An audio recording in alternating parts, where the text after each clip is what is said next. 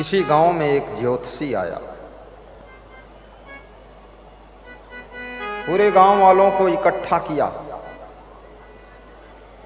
गांव के लोग भोले भाले सीधे साधे थे। उन्होंने पूछा, ज्योतिषी जी, इस वर्ष का कोई नया समाचार है क्या? आपकी ज्योतिष क्या कह रही है? तो ज्योतिषी ने कहा कि इस वर्ष एक नया समाचार है। इस वर्ष अकाल पड़ेगा, वर्षा नहीं होगी, सूखा पड़ेगा, फसलें नहीं होंगी। गांव के लोग दुखी हो गए और ज्योतिषी ने कहा, सब लोग कमाने के लिए बाहर चले जाइए। अपना अपना घर छोड़कर सब लोग बाहर निकल गए। लेकिन एक किसान ऐसा था जिसकी पत्नी ने कहा कि तुम मत जाना बाहर, यहीं रहो। अकाल हो चाहे दुष्काल हो, चाहे सर्वकाल हो, चाहे भूतकाल हो, चाहे वर्तमान काल हो, चाहे महाकाल हो, तुम यहीं रहो।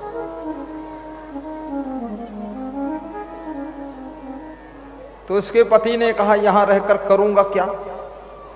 बोले, गुरु जी ने सिखाया है, कहीं कबीर कुछ उद्यम कीजिए, आप खाए और को दीजिए। कुछ उद्यम करो, जाओ खेत की जुताई करो। जुताई करने से भी क्या फायदा जब वर्षा ही नहीं होगी? बोले, टेंशन छोड़ो, जुताई करो, अपना कर्म करो। तो किसान जाकर के जुताई करता है खेत की। और जब जुताई कर रहा था, मेघदूत आते हैं और पूछते हैं, तुम जुताई क्यों कर रहे हो? तुम्हारे गांव में ज्योतिषी ने आकर बता दिया है कि इस वर्ष अकाल पड़ेगा, सूखा पड़ेगा, पानी नहीं बरसेगा, तो फसल होनी नहीं है, तो जुताई करने से क्या फायदा?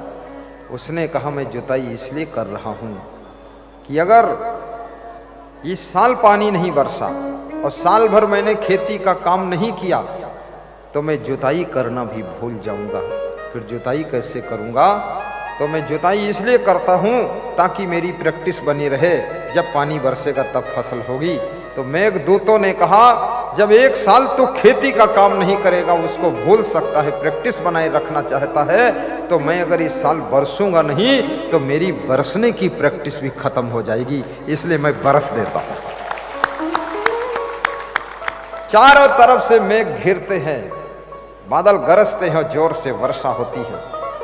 जो किसान गांव छोड़कर बाहर चले गए थे, उनको सूचना दी गई, वापस आ जाइए, यहां पानी बरस चुका। बोले, कैसे बरसा? तो ये कहानी सुनाया कि अपना कर्म करो, प्रकृति भी साथ देती है। अपने कर्तव्य का पालन करो, ये कुदरत भी तुम्हारे साथ साथ मदद करती है। घबराया ना करो। एक विचारक ने बहुत अच्छी बात कही है, बुझ गई सम्मा। सम्मा किसे कहते हैं?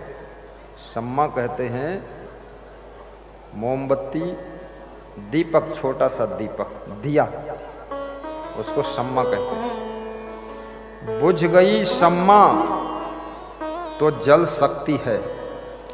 जैसे कभी कभी आप आरती करते हैं, आरती का दीपक बुझ जाता है तो फिर जलता है कि नहीं जलता? दोबारा जला देते हैं आप। अब कितने लोग बुद्धि विवेक नहीं तो बुझ गया तो अलग रख देते, तो आरती कैसे होगी? जलाओ उसको, हिम्मत रखो। बुझ गई सम्मा तो जल सकती है। पिंटू निराला, राम नारायण मेहता कहां? ध्यान देना, ये बहुत बड़ी रुबाइयां सुना रहा हूं। बुझ गई सम्मा तो जल सकती है और किश्ती हदे तूफान से पार निकल सकती है। नाव कितना तूफानों में फंस जाए, लेकिन अगर नाविक के पास हिम्मत नहीं टूटती है तो नाव तूफान से पार हो जाती है। हिम्मत टूट जाती है तो फिर नाव डूब जाती है। बुझ गई सम्मा तो जल सकती है, किश्ती हदे तूफान से पार निकल सकती है। ए मुसाफिर, मायूस न हो और इरादे न बदल, तकदीर किसी भी वक्त बदल सकती है। तकदीर किसी भी वक्त बदल सकती है।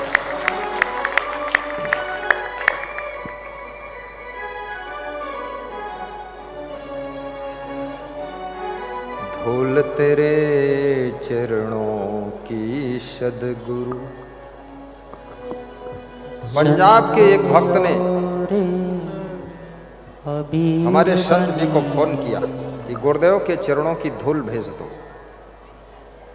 तो संत जी एक परात में धूल लेकर आए, बोले इस पे खड़े हो जाओ, क्योंकि ऐसे तो चरण में धूल लगती नहीं, तो धूल पे खड़े हो जाओ। मैं खड़ा हो गया, धूल को पैकिंग किया, कोरियर से भेज दिया। फिर उसका फोन आया, बोले आपके चरणों की धूल का ये प्रभाव रहा है। 40 साल उम्र हो गई, मकान नहीं था, अब नया विशाल मकान बन रहा है।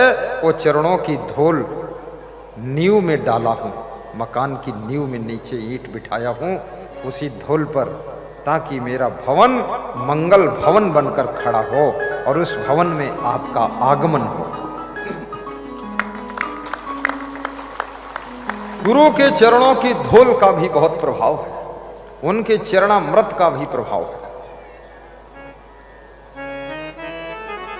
धूल तेरे चरणों की सदगुरु, चंदन और अबीर बनी,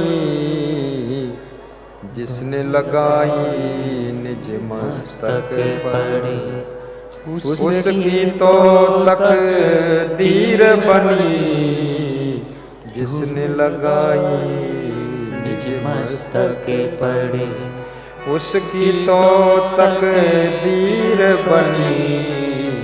धूल तेरे चरणों की सतगुरु, चंदन और अबीर बनी, जिसने लगाई निज मस्तक पर, उत्तर प्रदेश डिस्ट्रिक्ट रायबरेली, ग्राम चितवनिया, श्रीमती चंद्रकांति देवी, मेरे गुरुदेव उनके यहाँ गए, कार्यक्रम था। तो गुरुदेव ने जहाँ पर चरण रखा, उस धूल को उठाकर उन्होंने मस्तक में लगा लिया। छप्पर था, घास फूस था, घर साधारण। उसके बाद कई वर्ष के बाद वहाँ फिर गुरुदेव गए, तो देखा कि वहाँ महल बना खड़ा हुआ। पूछा ये कैसे हुआ? बोले चरणों की धूल मस्तक में लगाया था तो बुद्धि बढ़ गई, और जिस बुद्धि के द्वारा सब विकास हो गया, और उस विकास से ये महल बनकर खड़ा हो गया। धूल तेरे चरणों की सदगुरु, चंदन और अबीर बनी, जिसने लगाई निज मस्तक पर, उसकी तो तकदीर बनी।